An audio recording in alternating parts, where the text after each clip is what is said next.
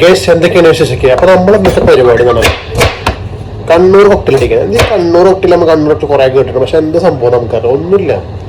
ഒരു 2-3 ക്യാരറ്റ്, ഒരു പപ്പായ, കുറച്ച് 5-8 ഈത്തപ്പഴം, ഇതൊക്കെ നമ്മളെ വീട്ടിലുണ്ടാകുന്ന സാധനം തന്നെയാണ്. പിന്നെന്താ, ഒരു 5 രൂപയുടെ ഐസ്ക്രീം മേടിക്കുക, കുറച്ച് അണ്ടിപ്പരിപ്പ് എന്തെങ്കിലും ഇട്ടിട്ട് അങ്ങനെ നമുക്ക് ഉണ്ടാക്കി തരാം. പക്ഷെ അത് ഉണ്ടാക്കണം എങ്ങനെയാണെന്ന് കാണിച്ചു തരാം. ഓക്കെ ഗൈസ്, കോക്ടെയിൽ ഉണ്ടാക്കാൻ വേണ്ടി നമ്മൾ അത് അരിഞ്ഞ് വെച്ച ക്യാരറ്റ് എന്ത് ചെയ്യുന്നതാണ് ഒരു പാത്രത്തിൽ ഇട്ടിട്ട് ഒന്ന് വേവിക്കുക. കുക്കറിലിട്ടത് പെട്ടെന്ന് ആവട്ടെ, കുക്കറിലിട്ട് ഏറ്റവും പെട്ടെന്നാവും. കുക്കറിലിട്ടൊന്ന് വേവിക്കുക. കുക്കറാണ് എന്തെടുത്തത്. അരിഞ്ഞ് വെച്ച ക്യാരറ്റ് സകല പിഞ്ച് ഉപ്പിട്ടിറക്കണം, ശകലം ഉപ്പിട്ടിറക്കണം. അതുപോലെ നമുക്ക് കയ്യിൽ കുറച്ച് ഈത്തപ്പഴം അതിൻ്റെ കൂടെ തന്നെ കൊടുക്കുക. ഒരു 5-8 ഈത്തപ്പഴം ഉണ്ടാവും. ഇട്ട് കുറച്ച് ഉപ്പിട്ട്, ചെറിയ അളവിൽ ഉപ്പിട്ട് ഒന്ന് വേവിച്ചെടുക്കണം. ക്യാരറ്റ് ഈത്തപ്പഴം ഇതിലിടുക, മിക്സിയിലിടുക. പിന്നെ കുറച്ച് പപ്പായ,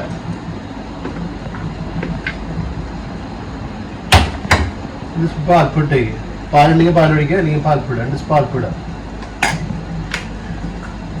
കുറച്ച് വെള്ളം ഒഴിക്കുക. പിന്നെ പഞ്ചസാര ഞാൻ ഇടുന്നില്ല, കാരണം ഈത്തപ്പഴം മധുരം ഉണ്ടാവും. നിങ്ങൾക്ക് വേണമെന്നുണ്ടെങ്കിൽ പഞ്ചസാരയുടെ മിൽക്ക് മേഡെല്ലാം ചേർക്കാം. ഒന്ന് പതപ്പിക്കാം.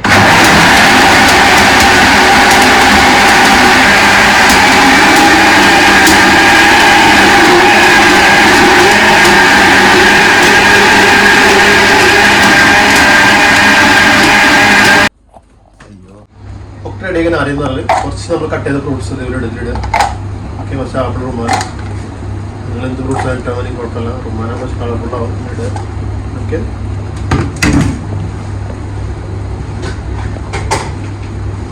നമ്മൾ ജ്യൂസിൽ ഒഴിക്കുക.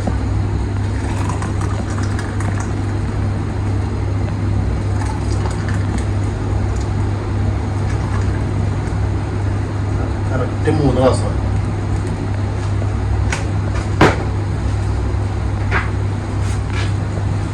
നമ്മളെ കട്ടരി ഫ്രൂട്ട്സിന് മുകളിലിട്ട് കൊടുക്കാം. കുറച്ച് ബദാമും ഇട്ട് കൊടുക്കാം.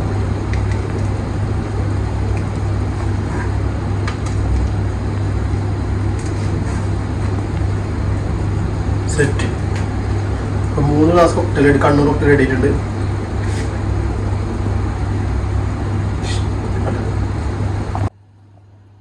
ഇതുണ്ടല്ലോ സെറ്റ് സാധനം, കോക്ടെയിൽ റെഡി ആയിട്ടുണ്ട്. ഒന്ന് ജ്യൂസ് ടേസ്റ്റ് നോക്കാം.